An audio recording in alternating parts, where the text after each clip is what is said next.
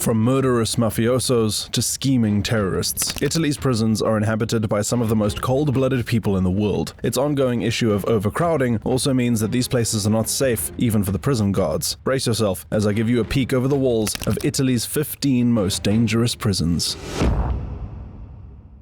Number 15. Pagliarelli Prison. Pagliarelli Prison is based in Sicily, and its main objective was to deal with organized crime on this beautiful Italian island. Little did they know, the grim walls of this prison would force one of the mafia's most ruthless killers to take his own life. Gaetano Lopresti was leader of the Sicilian mafia, but wasn't careful over the phone and mentioned a lot of information that was useful for the police. Despite being in a maximum security prison, he was afraid of revenge killings, so he decided to take his own life before anyone else could. This was back in 2008, but conditions in recent times don't seem to be great either. Due to the riot that erupted during COVID-19, the place is overcrowded by 7%. But as we'll see in this video, there are much worse prisons across the country. This prison is just a starter to whet your appetite. Number 14. Regina Coeli. Rome's Regina Coeli is a former convent for nuns and went from housing saints to sinners. But sometimes, behind these walls, the biggest danger for prisoners is themselves. In this prison was a young man named Valerio Guerrieri. He suffered from a severe mental disorder, so living inside prison did not make things easier. His records say that he told guards that he did not present any danger to other criminals, but did present a danger to himself. He was deemed incompatible with prison and should have been transported to a psychiatric ward. However, there was no space for him at the time, so they decided to keep him in this prison for the foreseeable future. However, when a prisoner tells you that they're at risk of self-harm, you simply cannot leave them to their own devices. But this prison was understaffed, and there wasn't even a guard on every floor, and tragically, the psychiatrist who was supposed to see him never turned up. His fellow inmates even admitted that he looked like he was preparing something. On the 24th of February 2017, Valerio was found in the bathroom of his cell with a sheet tied around his neck. He had committed suicide at just 22 years old. Number 13. Vicenza Prison. Vicenza Prison is no stranger to overcrowding either. In November 2019, 100 prisoners were transferred to the prison, all of which had links relating to organized crime. This prison's total capacity is 286, but already holds more prisoners than its capacity. The arrival of these extra 100 brought it up to 415. They sent crowds to an already overcrowded prison. Italian politician Mara Bizzotto mockingly referred to this transfer as prison tourism, and means that some prisoners will need to transfer for miles and miles to appear during their trials, and it might be a tad naive to transport mobsters across the country without anticipating some sort of surprise attack along the way. Mafiosos in jail are reserved for 41 BIS penal code, which prevents them from running their clan from behind bars, so they're subject to bigger scrutiny than most. When this law was introduced in the 1970s, 5 car bomb attacks were implemented across Rome, Florence, and Milan, killing 10 people and injuring dozens more. And as we'll explore, the mafia continue to prevail inside Italy's prisons. Number 12. Removal Center for Illegal Immigrants. At number 12, I'm going to throw a little curveball your way, for this is not a prison by name, but its inhabitants like to think differently. Italy is situated along the Mediterranean Sea, and on the other side is war-torn Libya, so thousands upon thousands have fled across the sea in small boats in search of a better life. But through these centers, the better life they searched for can often be even worse. In the documentary Justice in Italy, one of the residents said, Io ho fatto 8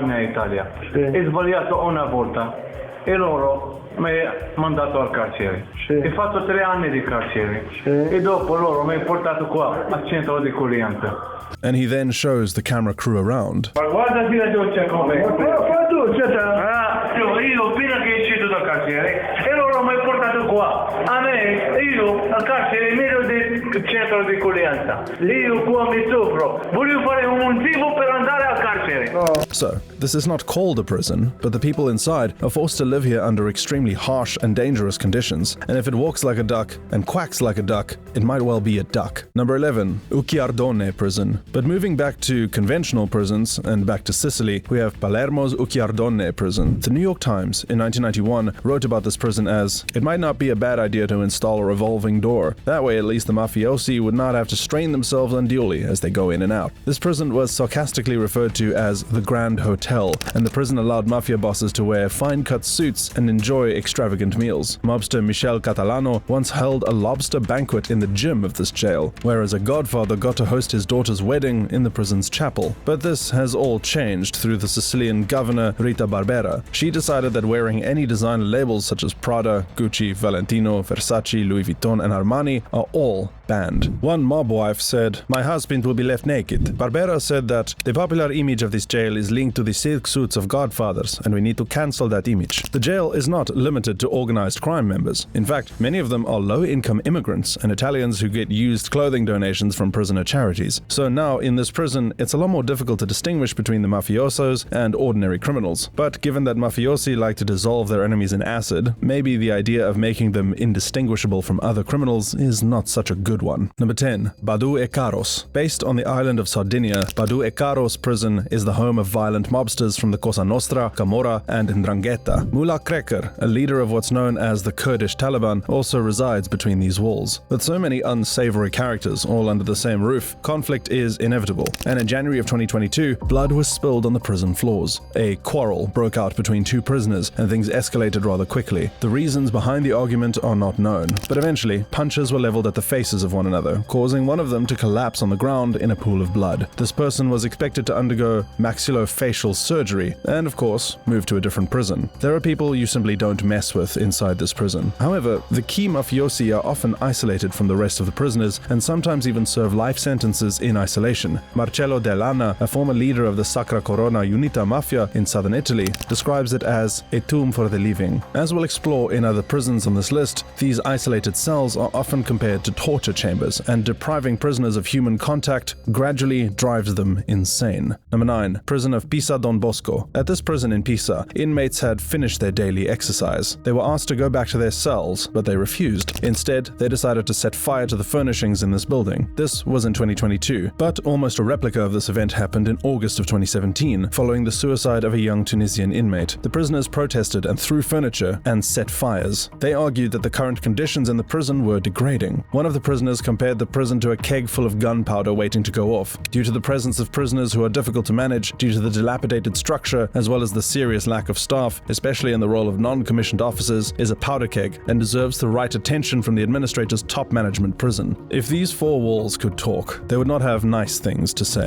The degrading conditions of the inmates go back as far as the 1970s. Franco Serratine was a militant anarchist and anti-fascist who was sent to this jail, and the guards decided to beat his revolutionary spirit right out of him. He complained to the doctor of headaches and was prescribed some medication, but Serratine died the next day. His group confronted the prison's doctor, Alberto Mamoli, and shot him 3 times, believing that the doctor had killed him. Number 8. Modena Prison. This prison in the southern city of Foggia also experienced major riots at the height of the pandemic in 2020. In fact, 50 inmates managed to escape. The place was in chaos, and furniture was set on fire too. One of the mattresses let off such a powerful smoke that inhaling the smoke killed one of the inmates. During these riots, the prison infirmary was raided, and many of them raided the meds cabinets. Quite disturbingly, a total of 6 inmates overdosed. It's difficult to tell whether they were former addicts, didn't know how much they should take, or worst of all, if this was a cooperated suicide attempt. Number 7. San Vittore Prison. Milan's San Vittore was once a place to hold political prisoners during Italy's period under fascism. In fact, Nazi SS guards would carry out torture right between these walls. In the 21st century, this jail continues to be the scene of gross inhumanity. Normally, the prison chaplain is the person you can turn to in your darkest hour, but in this jail, the man supposedly spreading the word of God was the real criminal. Friar Alberto Barin was accused by 6 non-Italian inmates of demanding sexual favors in exchange for food and better living conditions. His abuse took place between the years of 2008 and 2012, but he had been working there since 1997. Like many prisons on this list, the beginning of the COVID-19 pandemic caused riots and mayhem. In San Vittore prison, they barred any visits from friends or family, and the inmates just flipped. Chaos ensued, with inmates climbing to the top and asking for pardons. Some of the prison was also set on fire as well.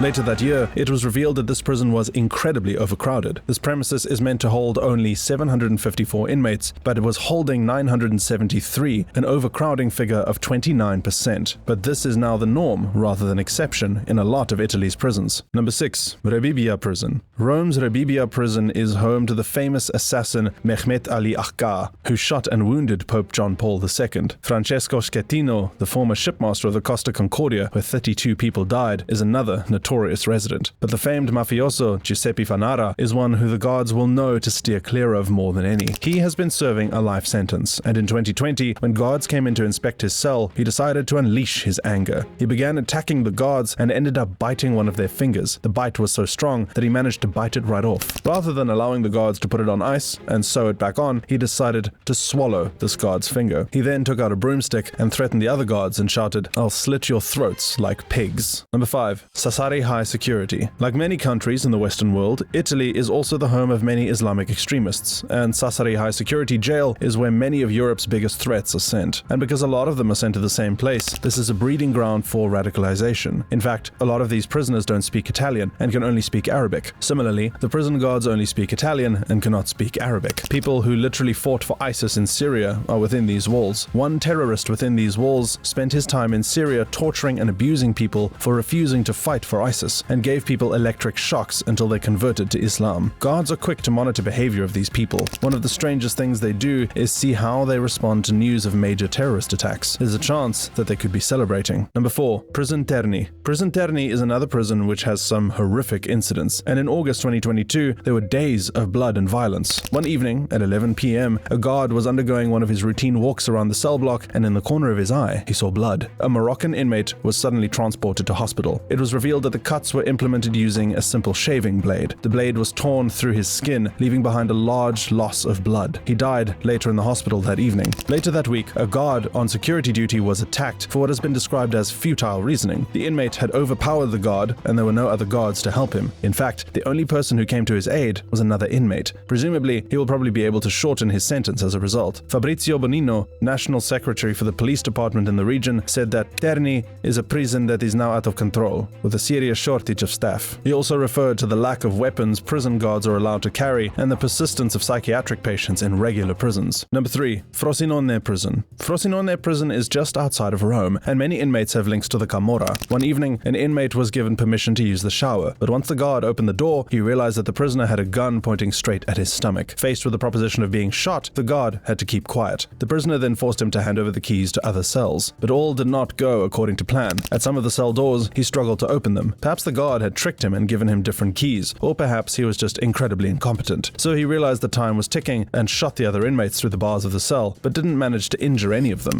And then other guards arrived with guns of their own, and he was forced to surrender. He handed over his gun, and it was revealed that he was also carrying a phone, so he handed over the phone as well. But before doing so, he swallowed the SIM card. It's believed that the gun was smuggled into the prison via drone. The SIM card swallowing prisoner is believed to be attached to a criminal clan. Number 2. Poggio Reale Prison. In Poggio Reale Prison in Naples, you do not under any circumstances want to be brought into room 0. In prison records, this prison cell will be marked down an isolation cell, but off the record, this place has been described as a torture chamber. It is alleged that this is a room where guards can viciously beat prisoners who have rubbed them the wrong way. There is no proof of this because, rather conveniently, there are no CCTV cameras in these cells. The walls have been found covered in blood, so you do the math. You could argue that the guards need an ambiguous room like this in order to keep its inmates in check. The most humiliating fact about this prison is that the mafioso Raffaele Cutolo managed to run his mob during his entire life sentence. In the late 1970s, he challenged the first boss of the Camorra, Antonio Spavone, to a duel out in the prison yard and told him to bring a flick knife with him. But Cutolo was so feared that Spavone chickened out on him, and this meant that Cutolo was highly respected across the entire prison. By 1980, he had 10,000 affiliates. He managed his cartel up until the age of 79 and died in his prison bed in 2021. Number 1. Santa Maria Capua Vetere Prison. Riots also emerged at the beginning of the pandemic at Santa Maria Capua Vetere Prison, but the guards were quick to stop this protest, and footage emerged of just how brutal they had gotten with the inmates. The distressing footage shows prison guards using their truncheons unprovoked, punching them and even pulling their hair. There was also a walk of shame, where they had to walk by a line of guards while getting punched by almost every one of them. The prisoners had demanded face masks, but these were not given to them. As you can see in the video, having a face mask to stop the spread was a luxury only given to the prison guards. When we see physical abuse like this, we tend to only think of the physical pain inflicted upon them. However, the wounds from these were more than skin deep. One prisoner told Repubblica, "In the video, I am the hooded one, the one taking blows to the head, back, and legs. Even though I'm out of the prison, I haven't slept for weeks." As we've seen throughout this video, these prisons can be a danger to mind, body, and soul. Thank you so much for watching. Please click on the videos you see in front of you for more from Unexplained.